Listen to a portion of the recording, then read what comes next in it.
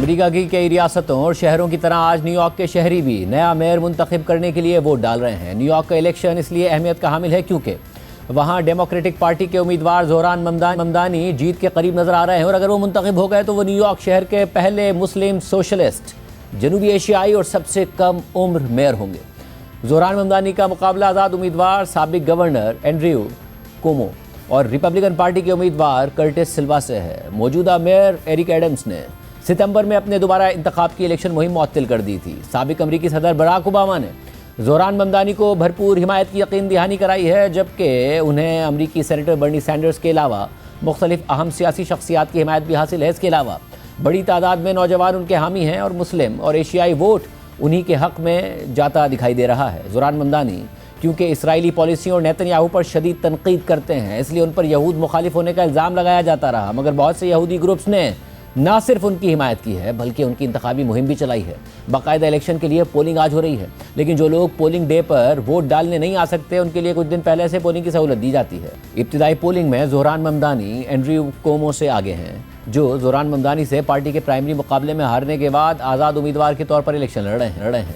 अमरीकी सदर ट्रंप ने जोहरान ममदानी को कई बार कम्युनिस्ट कहकर सख्त तनकीद की है और धमकी दी है कि अगर जोहरान ममदानी न्यूयॉर्क के मेयर मुंतखब हो गए तो उन्हें फंड्स नहीं मिलेंगे। और अब हैरत अंगेज़ तौर पर ट्रंप ने जोहरान ममदानी के मुकाबले में रिपब्लिकन उम्मीदवार की हिमायत करने के बजाय डेमोक्रेटिक पार्टी के साबिक गवर्नर एंड्रयू कुओमो की हिमायत कर दी है, जो कि ट्रंप के सख्त मुखालिफ रहे हैं।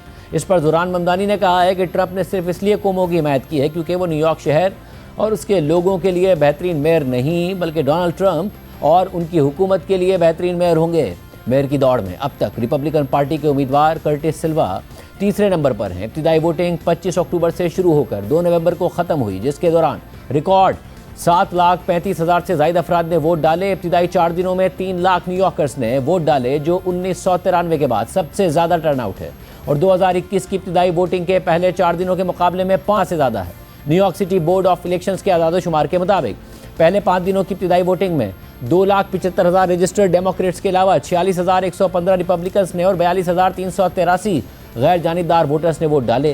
रिपोर्ट्स के मुताबिक जोहरान ममदानी 44% के साथ आगे हैं, कुओमो 34% पर और सिल्वा 11% पर हैं।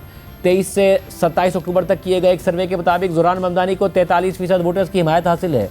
एंड्रयू कुओमो 33% पर हैं और कर्टिस सिल्वा 14% पर हैं। 34 साल जोहरान ममदानी ने जून में 67 साल तजर्बाकार सियासतदान और साबिक गवर्नर एंड्रयू कुओमो को प्राइमरी वोटिंग में शिकस्त दे दी थी। जोहरान ममदानी युगांडा में पैदा हुए। उनके वालिद महमूद ममदानी अमेरिका की कोलंबिया यूनिवर्सिटी में प्रोफेसर हैं, जिनका ताल्लुक भारत से युगांडा आने वाले गुजराती मुस्लिम खानदान से है।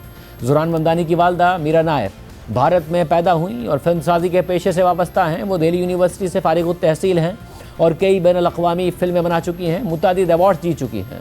जोहरान ममदानी की पूरी इंतखाबी मुहिम गैर मामूली और गैर रिवायती रही। 18 अक्टूबर 1991 को युगांडा में पैदा होने वाले जोहरान ममदानी 2021 से न्यूयॉर्क की रियासती असम्बली के रुकन हैं। वो मौजूदा अमरीकी निज़ाम पर शदीद तनकीद करने के साथ साथ सोशलिस्ट पॉलिसियों के हामी के तौर पर सामने आए हैं। अमेरिका में रहते हुए कॉलेज के ज़माने में ही उनकी दिलचस्पी सियासत की तरफ बढ़ने लगी और उन्होंने ख़ास तौर पर नस्ली इंसाफ, मुआशी बराबरी और मुहाजिरीन के मसाइल को अपनी सियासत का मौजू बनाया। कॉलेज में उन्होंने students for justice in Palestine की ब्रांच कायम करने में किरदार अदा किया। 2020 में उन्होंने न्यूयॉर्क असम्बली के हल्का नंबर 36 से इंतखाब लड़ने का ऐलान किया।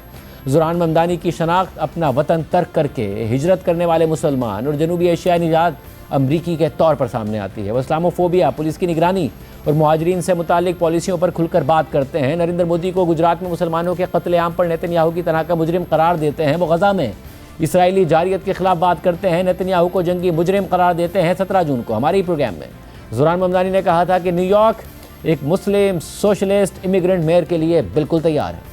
आप एक सोशलिस्ट मुस्लिम इमिग्रेंट उम्मीदवार हैं, क्या न्यूयॉर्क तैयार है? मुझे लगता है कि हाँ, न्यूयॉर्क तो डेफिनेटली तैयार है। ये पूरा campaign it's focused on affordability, on making the city affordable. जब भी मैं लोगों के साथ बात करता हूँ इस कैंपेन के बारे में, they see their own struggles in this. They are ready for a new generation of leadership and they know that Muslims are just like every other New Yorker. जब आप वोटर्स के पास गए हैं तो आपको क्या बड़ा वेलकमिंग एटीट्यूड मिला? जी, बात ये है कि जब भी आप न्यूयॉर्कर्स के साथ बात करो तो then it's a very different conversation. It's one that is about the issues in their life. There are candidates that describe me as a monster. They describe me as being at the gates. This is the language of Islamophobia. You've had an elected official इसी शहर में, पर जब आप actually New Yorkers के साथ बात करो, then you will hear that they are hungry for a new generation of leadership. आप वाहिद कैंडिडेट हैं जिन्होंने पैलेस्टाइन के हवाले से और जो गजा में हो रहा है उस पर जेनोसाइड का लफ्ज इस्तेमाल किया, तो क्या आप अपने जो जूइश वोटर्स हैं उनको नाराज कर रहे हैं? बात यह है कि इस शहर में what I've found in fact as a candidate in second place with Jewish New Yorkers is that there is a wide diversity of opinion on this topic. Our campaign has built that support and brought Jewish New Yorkers and Muslim New Yorkers and New Yorkers from all backgrounds together. आप ये कह रहे हैं कि जब आप Netanyahu के खिलाफ इतनी सख्त लाइन लेते हैं तो ऐसा नहीं है कि जो न्यूयॉर्क में जूस मौजूद हैं वो सब आपके खिलाफ हो जाते हैं। ऐसी लोग मौजूद हैं जो इस पूरे का पूरा जो कुछ गजा में हुआ या खित्ते में हो रहा है उसके हामी नहीं है, वो अग्री करते हैं आपकी बात से। जी, इंडियन डायस्पोरा है, बट आपने नरेंद्र मोदी पर भी अभी पिछले दिनों तनकीद की जो गुजरात में मुसलमानों के साथ हुआ उस हवाले से, और आपने कहा आपका कोई वेलकम नहीं करेंगे अगर आप मेयर हुए और वो आते हैं, तो वहां कोई नाराजगी का सामना आपको नहीं करना पड़ा? जो भी सवाल होए, my answer will always come from my belief in universal human rights. And my critique of Prime Minister Modi has been the way in which he has sought to divide Indians and often erase the place of Indian Muslims in the country of India. जो आपके ज़ाहिर slogans और promises हैं, they look good for a common man, मगर क्या वो practical और possible भी हैं? Like will you be able to convert them from promises to policies to actions on the ground? जैसे आप बात करते हैं कि न्यूयॉर्क में क्राइसिस ऑफ अफोर्डेबिलिटी है, न्यूयॉर्क ज़ाहिर दुनिया के एक्सपेंसिव शहरों में से एक है, मोस्ट एक्सपेंसिव शहरों में से एक है, तो आप उसको कैसे अफोर्डेबल बना पाएंगे? किस तरीके से जब आप रेंट की बात करते हैं, दीगर चीज़ों की बात करते हैं, कैसे कर पाएंगे?